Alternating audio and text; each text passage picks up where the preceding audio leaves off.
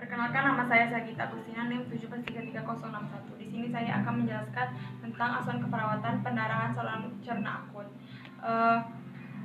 Pendarahan saluran cerna akut atau pendarahan gastrointestinal akut merupakan kedaruratan medis yang sering terjadi dan berpotensial mematikan pada pasien yang dirawat di ruang IGD, di ICU. Pendarahan gastrointestinal akut dibagi menjadi dua, yaitu pendarahan gastrointestinal atas dan pendarahan gastrointestinal bawah. Pendarahan gastrointestinal atas bersumber dari esofagus, abdomen atau duodenum. Sedangkan pendarahan gastrointestinal bawah bersumber dari yeyunum, ileum, kolon, dan rektum. Selanjutnya etiologi. Pendarahan gastrointestinal atas yang pertama dari esofagus, varises, esofagitis, ulkus, tumor, lesi, Moller-Wells yang terjadi pada esofagus distal, pada taus gastroesophagus, dan pada kardial lambung. Selanjutnya dari lambung, ulkus pepticus, gastritis, tumor, angiodysplasia, lesi deulavory atau malformasi vaskular pada arteri submukosa yang besar dan abdomal yang letaknya sangat dekat dengan mukosa. Selanjutnya dari duodenum, ulkus pepticus, angiodysplasia, penyakit Orhon, diverticum, Mexel, pendarahan gastrointestinal bawah, tumor maligna, polip, colitis ulceratif, penyakit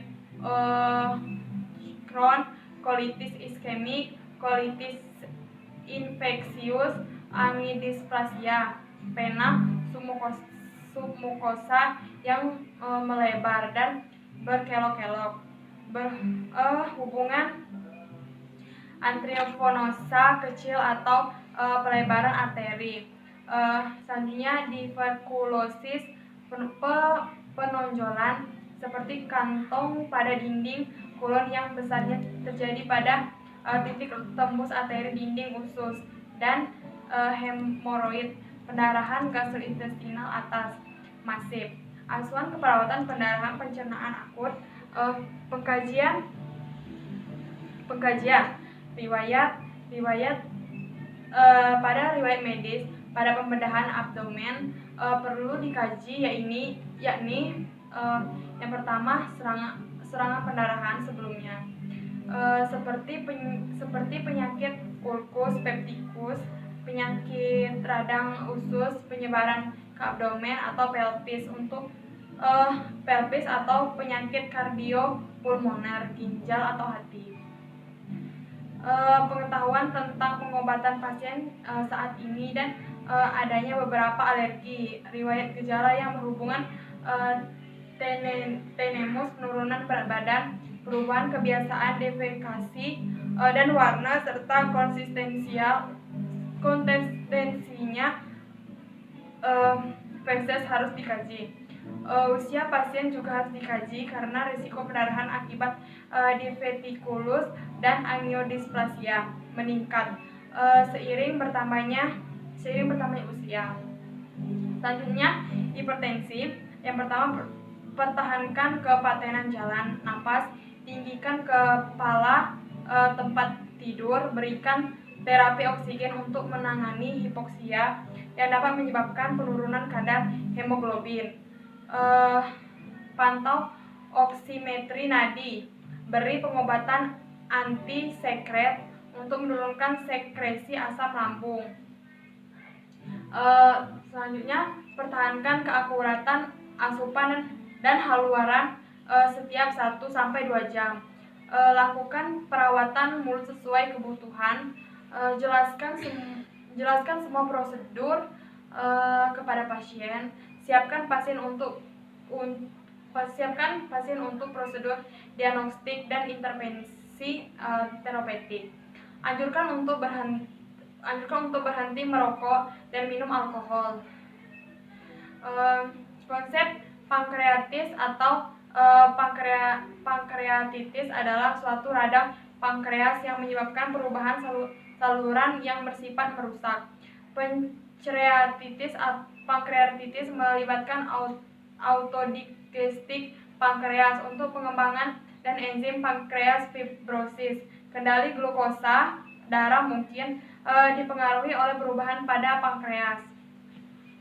Ada banyak faktor yang dapat menyebabkan pankreatitis akut, tetapi yang paling sering ditemukan adalah alkoholisme, gangguan traktus biliar, kolelitesis dan kolesistitis. Selanjutnya tanda dan gejala.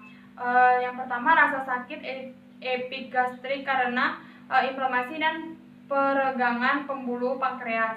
Sakit abdominal baring tetapi menyebar ke punggung atau bahu kiri. Pasien dalam posisi lutut di dada untuk kenyamanan, mengurangi tekanan pada abdomen, mual dan muntah, perubahan warna abu kebiruan pada area panggul, eksistensi berat badan menurun, gula darah naik, selanjutnya lelah. Etiologi pankreatitis akut. Adapun etiologi pankreatitis akut menurut adalah sebagai berikut.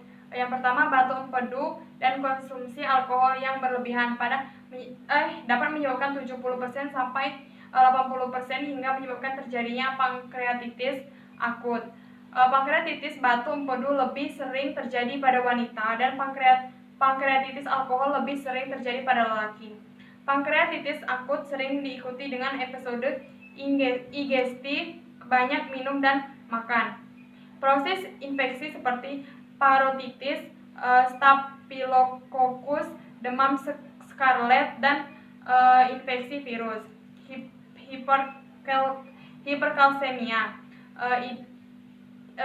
idiopatik, trauma abdomen menyebabkan seiring pankreas akut adalah sebagai berikut. Batu empedu,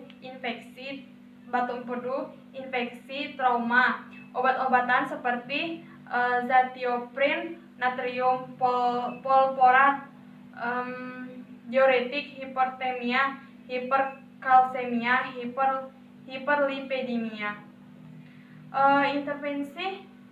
Interpretasi hasil tes. Yang pertama, serum amilasi naik, serum lipase naik, jumlah sel darah putih naik karena radang, kolesterol naik, glukosa naik karena efek labil pada kontrol glukosa, bilirubin naik. Terus CT scan menunjukkan radang, sinar X dada mungkin menunjukkan pleura. Diagnosis keperawatan pankreatitis akut. Diagnosis pankreatitis akut ditegakkan jika terdapat dua dari tipe kriteria sebagai berikut.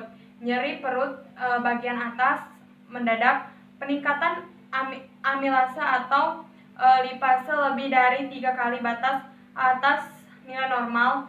Gambaran pankreatitis akut berdasarkan pencitraan radiologi seperti ultrasonografi abdomen, comfort tomografi, CT scan abdomen ataupun magnetic resonance image. Intervensi keperawatan. Pertama, nilai tanda-tanda vital untuk naiknya temperatur, denyut nadi, dan perubahan tekanan darah. Nilai level rasa sakit, monitor asupan dan pengeluaran, nilai abdomen untuk suara usus, kelembekan, massa, asistes, monitor glukosa darah dengan sidik jari, nilai suara paru-paru pada keseimbangan bilateral. Perawatan oral yang sering pada pasien NPO. Ajarkan pasien tentang merawat diri seperti contohnya seperti hindari alkohol dan kafein, makan makanan yang lunak, rendah lemak, tinggi kalori, makan sedikit tapi sering, manajemen medikasi jadwal, efek samping, merencanakan periode istirahat sampai benar-benar pulih. Baiklah, itu yang dapat saya sampaikan. Kurang lebih saya mohon maaf. Terima kasih.